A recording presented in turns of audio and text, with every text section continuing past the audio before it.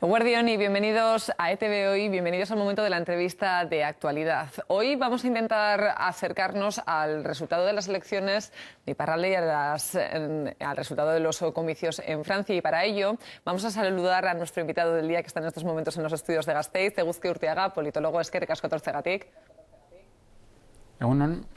Antes lo decía, queríamos comenzar esta entrevista hablando de los resultados, sobre todo de los comicios en Iparralde, pero al final la actualidad manda y debo preguntarle por lo primero, que es ese cambio que ha realizado François Hollande en el gobierno francés. No sé cuál es la primera lectura que le viene a la cabeza. Es evidente que los resultados de la izquierda en general han sido pésimos en Francia, dado que el Partido Socialista y sus aliados han perdido más de 155 ciudades de más de 9.000 habitantes, y eso supone una pérdida consecuente. Hay que remontarse a 1983 para ver una debacle tan importante de la izquierda en Francia, y eso suponía que el presidente de la República retomase la iniciativa.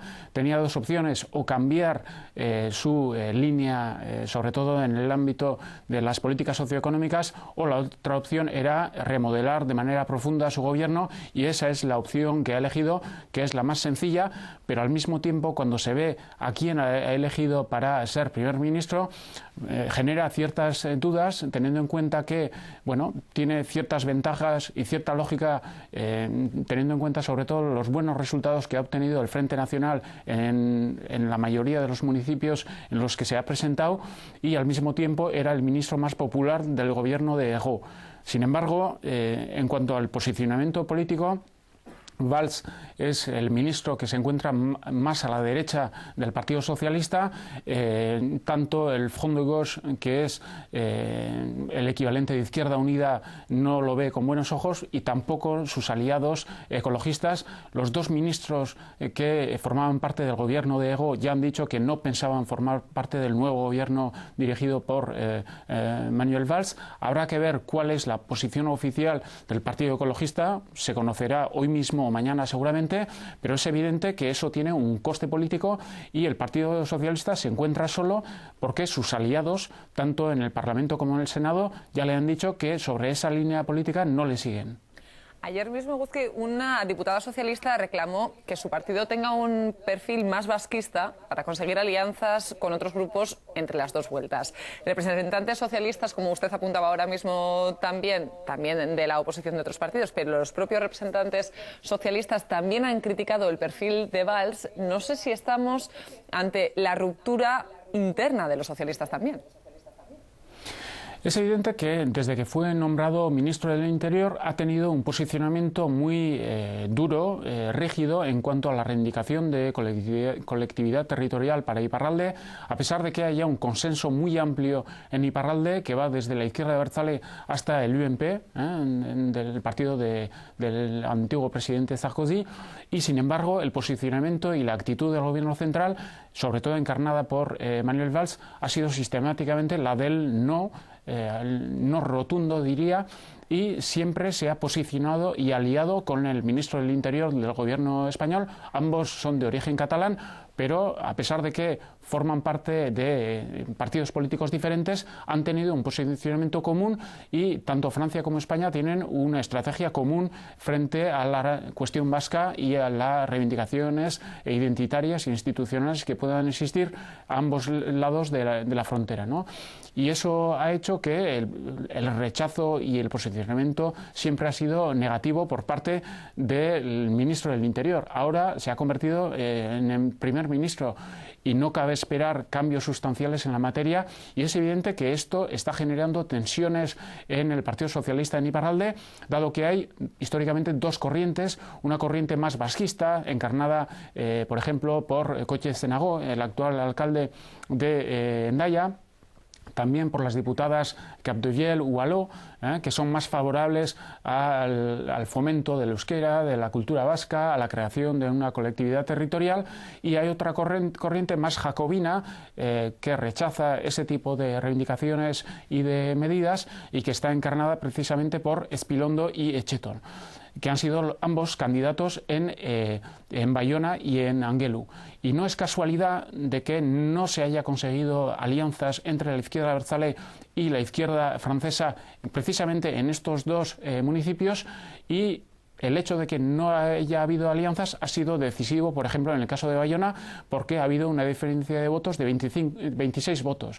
Y en ese sentido, el voto de la izquierda abertzale es decisivo para acceder a la alcaldía en ese municipio.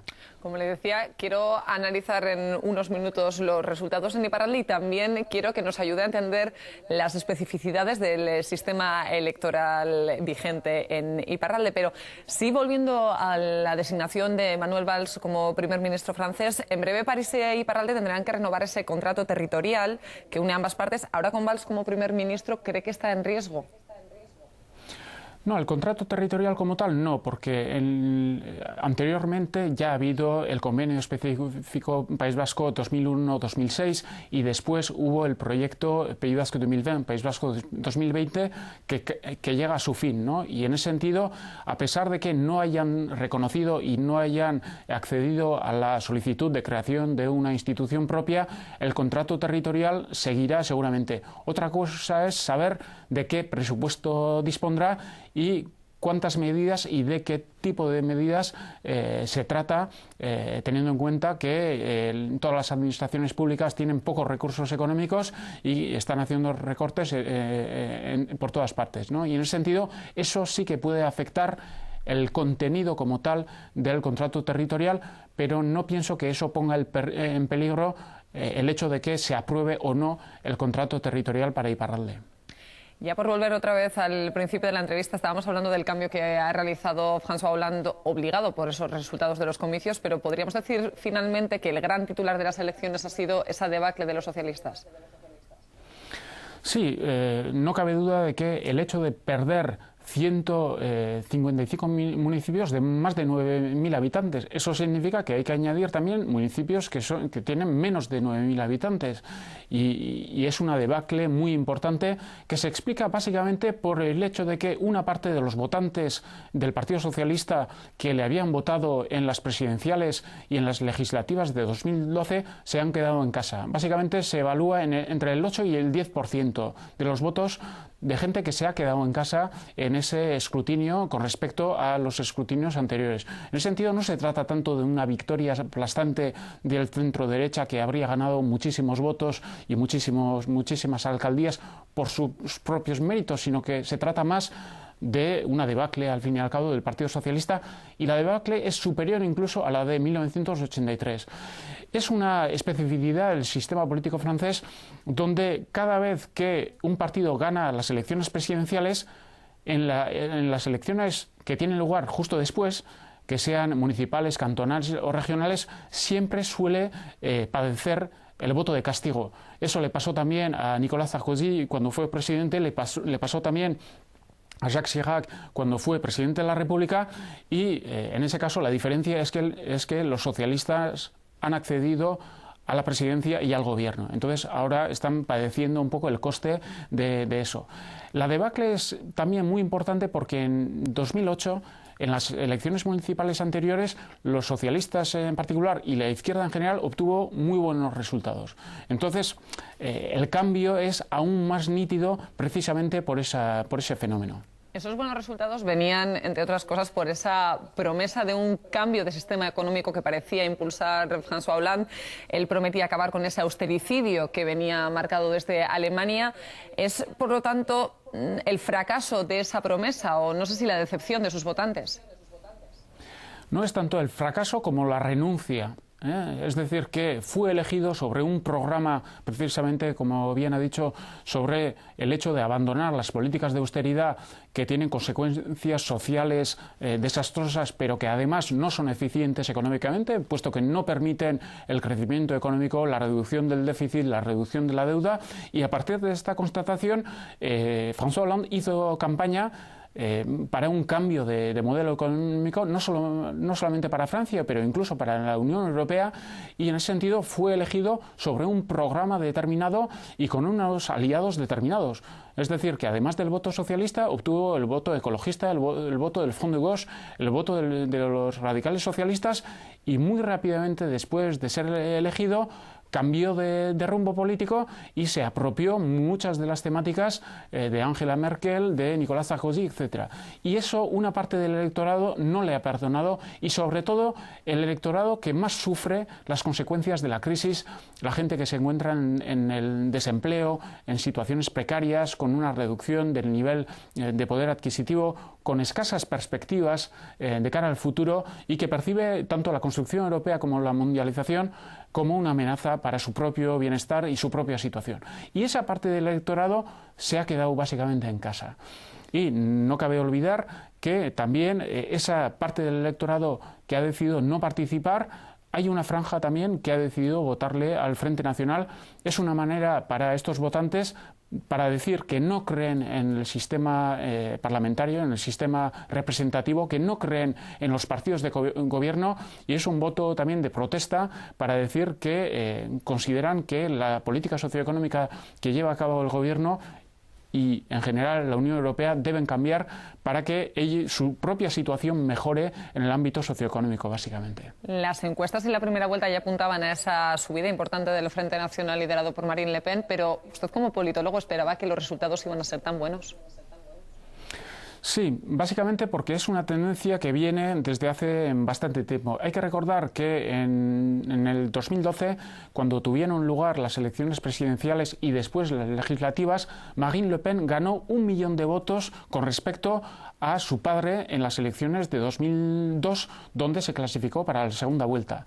Esto significa un auge muy importante y resulta en gran medida, además de los factores que he mencionado anteriormente, al hecho de que cuando Marine Le Pen ha llegado a la presidencia del Frente Nacional, ha fomentado y desarrollado una estrategia de desdemonización del Frente Nacional, es decir, que ha querido normalizar un poco la extrema derecha, dándole una cara más respetable y evitando las polémicas que eran la especialidad de su padre y que generaban pues cierta reacción por parte de una parte del electorado que no se decidía a votarle a la extrema derecha.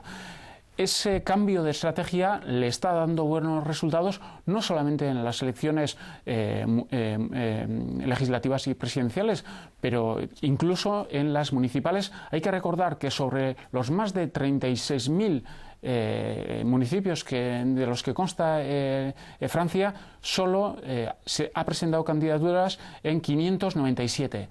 Pero en los municipios en los que ha presentado candidaturas ha obtenido muy buenos resultados, y su objetivo, más allá de obtener los 15 municipios que ha conseguido, entre los cuales se encuentran ciudades importantes como Béziers, Fréjus y además el 7º distrito de Marsella, que reúne a 150.000 habitantes, además de ello, y su objetivo fundamental, era conseguir más de 1.000 concejales municipales en todo el territorio galo, y ha conseguido 1.200 concejales municipales. Su estrategia es a medio plazo, es decir, que la gente vaya entrando en los municipios, se vaya formando, vaya adquiriendo experiencia, vaya adquiriendo cierta notabilidad, y que esa gente después pueda presentarse no solamente en las elecciones municipales, pero incluso en las cantonales, en las regionales y en otro tipo de escrutinios. Y en ese sentido es un poco la estrategia de la araña, ¿no?, que teje un poco su red, y eso le permitirá tener una implantación local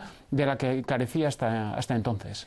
Vamos a intentar ahora acercarnos ya un poco y vamos a analizar esos resultados que nos han dejado los comicios ya en Iparralde. Así a grandes rasgos y por empezar, ¿cuál sería la radiografía que haría sobre lo ocurrido en Ipar Euskal Herria? Básicamente yo diría que el centro derecha se ha consolidado como primera fuerza política. Históricamente el País Vasco Norte siempre ha sido un territorio donde el centro derecha ha sido dominante, con una tradición demócrata cristiana enraizada, no solamente en el interior del territorio, sino incluso en la costa, y eso le ha permitido pues hacerse con la mayoría de las alcaldías, en el interior, pero incluso en la costa. Todos los municipios, desde Bayona hasta Urruña, están gobernados por el centro derecha y en cuanto al número de concejales es la primera fuerza política a ese nivel. Después hay el caso del Partido Socialista, que es un poco específico porque históricamente el Partido Socialista ha tenido una fuerte implantación en Hendaya por su situación transfronteriza, y después en Xuberoa había algunos municipios que eran o socialistas o comunistas porque había un tejido industrial bastante fuerte en esas zonas, pero en el resto del territorio era bastante escasa la implantación del Partido Socialista. No en vano se ha visto que poco a poco la realidad demográfica de Iparralde está cambiando, sobre todo en ciudades como Bayona, como Angelu, donde hay nuevas poblaciones con perfiles sociológicos diferentes, y eso ha hecho que en las últimas elecciones, pues poco a poco la izquierda se vaya implantando y desarrollando. Y eso explica en gran medida los resultados que ha obtenido, por ejemplo, Echeto, candidato socialista en Bayona, donde ha perdido la alcaldía, o no la ha conseguido, mejor dicho, por 26 votos, pero consigue el 45% de los votos, que es un dato reseñable. Y en ese sentido, los resultados del Partido Socialista son contrastados en Iparralde. Y por último, el voto abertzale, que ha conocido un auge importante, porque ya en la primera vuelta consiguió 3 alcaldías, la de Baigorri, la de Hiriburu y la de Leunce. En la segunda vuelta ha conseguido la de Ustaritze, que es el mayor municipio que gobierna la izquierda abertzale, que tiene más de 6.000 habitantes, pero más allá se ha visto que históricamente tenía buenos resultados en el interior, es decir, en Baja Navarra y en Xuberoa. Y en estas elecciones se ha visto que ha obtenido muy buenos resultados en el Lapurdi interior y en el sur de Lapurdi. Por ejemplo, en la primera vuelta obtuvo el 25% en San Juan de Luz, el 26% en Urruña, el 42% en Arbona, bueno, y el 38% en Ustaritze. Eso demuestra una implantación creciente, y ya eso demuestra que la izquierda abertzale en particular y el nacionalismo vasco en general ya no son solamente una fuerza que juega un papel de árbitro de cara a la segunda vuelta y que decide al fin y al cabo cuál de los candidatos o socialistas o del UMP saldrán elegidos, sino que se constituye y se presenta cada vez más como una alternativa a estas formaciones políticas. Al hacer esta radiografía apuntaba a ello, en Bayona, Biarritz, en Anglet, pero sobre todo en Bayona, todo se ha decidido por unos pocos votos. No sé si aquí la gente acaba de entender cómo es el sistema de Iparralde que lo hace tan específico, que unos pocos votos realmente acaban defendiendo la alcaldía. Una cosa es el sistema electoral y otra cosa son dos variables determinantes, y son, por una parte, el sistema electoral, tanto en Iparralde como en la Comunidad Autónoma Vasca, no es solamente una cuestión de aritmética, sino que es una cuestión de dinámica. Es decir, no es suficiente ver cuáles son los resultados que han obtenido las distintas listas en la primera vuelta y ver las alianzas y añadirlas y de ahí deducir cuál sería el resultado de la segunda vuelta. Y otro aspecto muy importante es que una cosa es cuáles son las consignas de votos que dan las distintas listas o los diferentes partidos, y otra cosa es lo que hacen los electores. Y se ha visto que estos dos principios son claros para comprender lo que ha pasado en Bayona.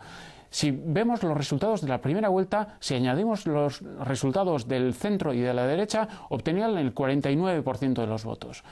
Y el Partido Socialista había conseguido el 35%, y después teníamos una tercera coalición que sería la de la izquierda abertzale más el Front de Gauche, que es el equivalente de Izquierda Unida, que obtenían el 16% de los votos. En ese sentido, se consideraba que Echegaray ganaría con cierta diferencia, porque tenía 14 puntos de ventaja en la primera vuelta.